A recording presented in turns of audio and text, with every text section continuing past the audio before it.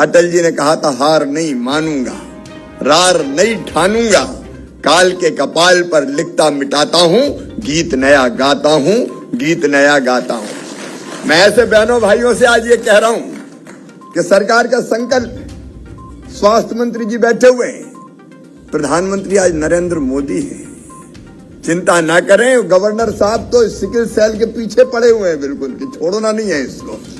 और ये चिंता की बात नहीं है। अभी बेटी सना परवीन, घबराने की कोई जरूरत नहीं है। हम लड़ेंगे और हम निश्चित तौर पर जीतेंगे। काहे के लिए डरना फंड? जन भागीदारी का मॉडल सबसे बेहतर मॉडल है। निश्चित तौर पर हमारे 14 जिले प्रभावित है। 2 जिलों में हमने अभी स्क्रीनिंग का अभियान चलाया हुआ है, लेकिन आज हम तय कर रहे हैं कि स्क्रीनिंग का अभियान केवल 2 जिलों में नहीं, सभी जिलों में जो प्रभावित है हर जिले में चलाया जाएगा। उसकी कार्य योजना हम बहुत जल्दी बना रहे हैं। आपके मार्गदर्शन में हम लोग कार्य योजना उसकी बनाएंगे। पहली चीज जन जागरण, कहीं को पता ही नहीं चलता, और इसलिए 2 बहुत अच्छी फिल्में हमने आज यहाँ देखी है, उनको भी, और उनके अलावा नुक्कड़ नाटक के माध्यम से, गीतों के माध्यम से हम वास्तव में ये जो गीत बनाए, बहुत बढ़िया गीत बनाए, ऐसे प्रयास करें, नुक्कड़ नाटक करें, लोगों में जागरूकता पैदा करने का हम काम करें। तो पहला कदम जन जागरण का हम पूरे मध्य प्रदेश के प्रभावित जिलों में चलाएंगे। नंबर 1 हमारा जन जागरण। Number 2 screening. अब स्क्रीनिंग की गति अभी 59% मुझे बताया कि 59% हमारी स्क्रीनिंग हो गई है।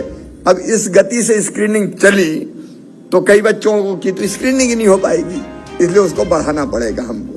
हम कहेंगे तुम्हारी पड़ी है गरज तो आ जाओ तुम अस्पताल में, नहीं, घर घर जैसे कोविड में हम दरवाजा ठोंकते थे और कहते थे खांसी तो नहीं है, जुकाम तो नहीं है, कोई परेशानी तो नहीं है। हमारी आशा कार्यकर्ता, आंगनवाड़ी कार्यकर्ता, इन सब को लेके घर घर स्क्रीनिंग हमको करनी पड़ेगी, ताकि समय पर रोग की पहचान हो जाए। बीमारी की पहचान करेंगे और रोग के निदान के लिए जो दवाइयां हैं, जैसे बेटी अभी बता रही थी, वो दवाइयां सारे हमारे प्रभावित जिलों के जो हमारे जिला चिकित्सालय है उनमें होगी, और हमारा एक ब्लॉक जो मुख्यालय है उस पर भी हम रखेंगे, ताकि ज्यादा दूर ना जाना पड़े, वहीं उनका निदान हो जाए। एक एलोपैथी का निदान, लेकिन इसके साथ साथ हम जोड़ रहे हैं योग और आयुर्वेद। मध्य प्रदेश तो जड़ी बूटियों का खजाना है, इसलिए योग का कितना उपयोग हो सकता है, तो योग का उपयोग, आयुर्वेद का उपयोग, जड़ी बूटियों का उपयोग इस बीमारी को ठीक करने में कितना हो सकता है, उसका अभियान भी हम लोग चलाएंगे। और अब ये केवल सरकार नहीं करेगी, जनता के साथ मिलकर हम करेंगे, उसका मॉडल हम तैयार करेंगे। लेकिन उसके लिए एक तो राज्य स्तर पर टास्क फोर्स जो गवर्नर साहब के मार्गदर्शन में काम करेगी, सीधे कौन कौन से उपाय हो सकते हैं दुनिया में और देश में।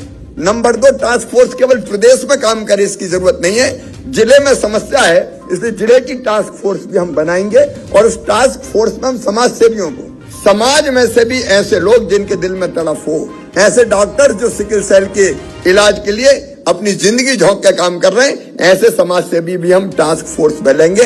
तो प्रदेश की टास्क फोर्स, जिले की टास्क फोर्स, और जिले की टास्क फोर्स पूरी कार्य योजना बनाएगी, कितने पेशेंट है स्क्रीनिंग करके, उनका इलाज क्या होगा, रोग कैसे सकते हैं, कैरियर ना बने लोग, इसके लिए क्या प्रयास कर सकते हैं, वो सारे प्रयास हम लोग निश्चित तौर पर करेंगे। और मुझे पूरा विश्वास है कि इन सारे प्रयासों से हम सिकल सेल एनीमिया की जो बीमारी है वो वंशानुगत अगली पीढ़ी को हस्तांतरित ना हो, इसका प्रयास भी करेंगे। जिनको है वो चिंता ना करे, पूरी ताकत के साथ उनका इलाज जिस भी पैथी से संभव होगा, एलोपैथी का जो संभव है वो, और उसके अलावा जो मैंने योग आयुर्वेद का बताया उसके माध्यम से भी करने का प्रयास करेंगे।